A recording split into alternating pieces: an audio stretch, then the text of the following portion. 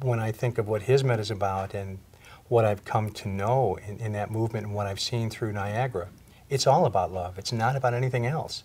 And it's all about the transformation of people towards something better.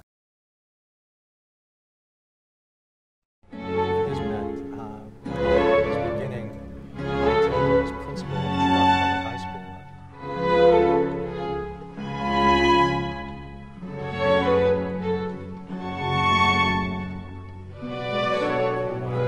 with the spirit of Hizmet, they went out of their way to bring that godness.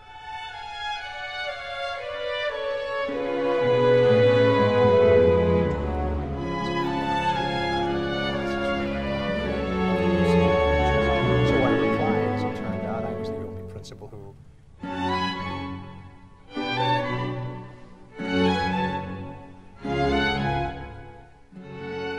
My name is Ken Hunter. I go by the name of Buzz for most of my friends. I've been fortunate enough to have been friends with people from the Hizmet movement for 11 years.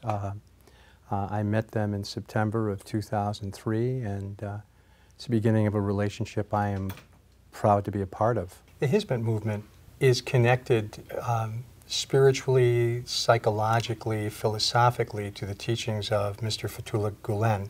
I have never met Mr. Gulen, but I've read some of his writings, and maybe most importantly, I have met some people who've known Mr. Gulen. What I've gleaned from his writings is he's a man who's looking to help the world become better through education, and maybe most importantly, through love.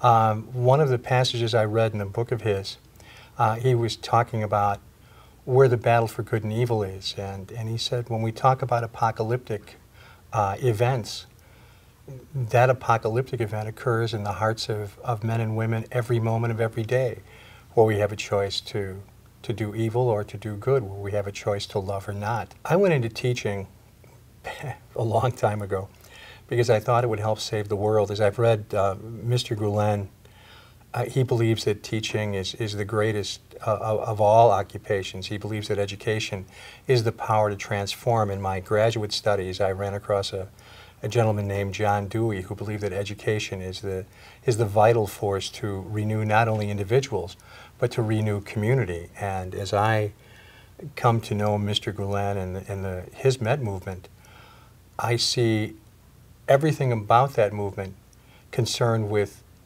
improving community, with creating community, with moving us toward a common good. And it sounds utopian in so many ways. And and I go back and I listen to John Lennon talk about imagining where you are, but I think what I hear from Hizmet, what I see in the adherence to Hizmet, is a belief that the world can not only be better, but that the world can be the best.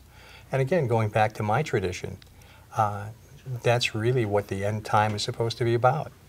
It's supposed to be a time of eschatological fulfillment, where we really come into the kingdom of heaven and the kingdom of God, and that just impresses me every time I hear those kinds of words. It moves me in ways. Those are the kinds of values that I think we have to be about. Those are the kinds of values I tried to implement when I was teaching and when through my principalship. Those are the things that matter, I think, most. And those are the things in so many ways we talk about the least.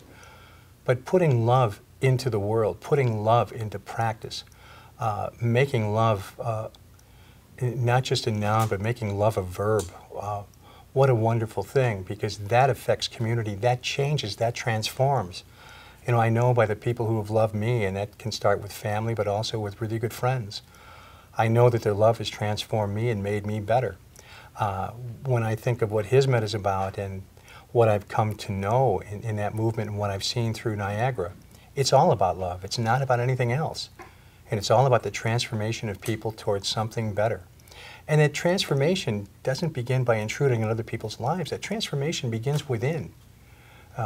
When you look at how those things happen, if what's happening in you is not transformative through love, it's not going to affect anybody else in any other way.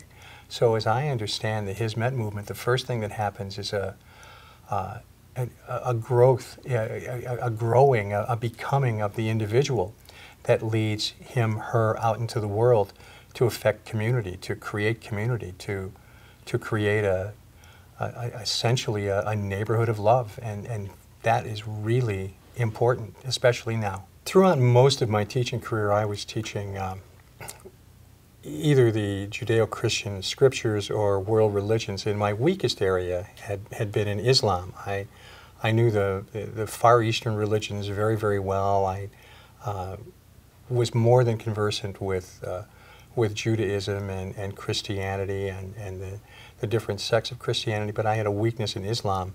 What's been really helpful for me as a person and as somebody who's a teacher, in getting to know Niagara, getting to know Hizmet, I've gotten to know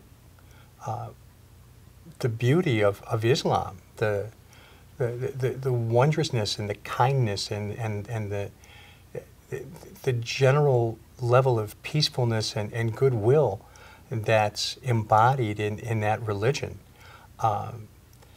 I was fortunate enough to travel to Turkey, got a chance to see and experience real Turkish hospitality. Most importantly, that hospitality continues to this day. The kindness that I've met and then that I've been received with by members of Hizmet, by members of the Islamic Muslim community, is astonishing to me. It really is. It's, you know, to go back to the words of the 60s, it's mind-blowing, and it really has expanded my understanding of what it means to be human. It's certainly taken away any of the edge about anything Muslim, where there's so much of what happens is just a general reaction to that word. What I've found is men and women who embrace the teachings of that religion, embody that teaching, and make their God manifest in the world, and they follow the teachings of Mr. Gulen in making that God manifest. What they're really making happen in the world is love. And from what I understand from reading the different news sources and listening to the different presentations, Hizmet is being seen as problematic for the ruling class of Turkey. I guess from my point of view, I don't understand why a movement that's about love, that's about the development of people, that's tinged with kindness, and it goes back, you can even take it back to Rumi, where this particular way of conducting lives is simply about loving, why that can be a threat to any government. It seems illogical to me. I guess in the end, it goes back to we fear what we don't know. So many people, and I'm one of them, so many people have all kinds of phobias surrounding things we don't know, things with which we are not familiar. And when we get to know them, the fears drop away. Franklin Roosevelt said, all we have to fear is fear itself. I think he was very wise. I think he was very smart. And what I've found in my own life, when I face those things that I fear, when I get to know those things, they begin to lose their power over me. It doesn't mean that I don't have to treat them with respect and that their character necessarily has changed. It just means that the imagination that I use to make them bigger than they are stops blowing them up into real hideous monsters. It's just things that I see and things that I need to respect and things I need to work around. I look at people of my generation, and I think of a fellow who was shot when I was 14 years old, a gentleman named Martin Luther King. And he was all about love, and that frightened people. I'm not sure what it is about love, but love is all about freedom, and love is all about life, and freedom is the most important value that I've found in teaching the scriptures. It's the key. Without freedom, nothing happens. Nothing matters, but for some reason we're frightened of that. And I don't know why we are. It's what gives us the power to be truly human. It's what gives us the ability to be truly alive. It's what gives us the opportunity to be more than we ever hoped we could be.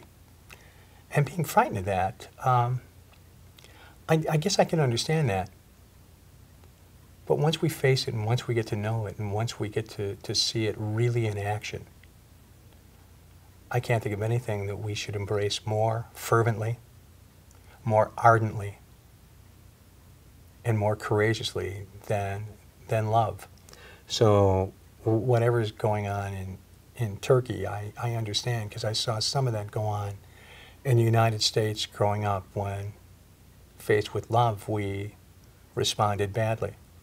When we were faced with the possibility of making people more free, we responded less than courageously. And what I'm hoping is we go forward, as all of us go forward, that when love presents itself, we embrace it.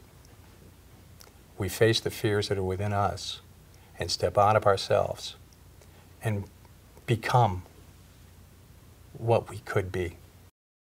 What I found with Niagara and the folks who are imbued with the spirit of Hizmet, they go out of their way to bring that godness into the world. In our day, it's become very difficult for people of differing views to sit down respectfully and hear where the other person sees the world from, what their point of view is. And so I believe God is using the Hizmet movement to bring people together.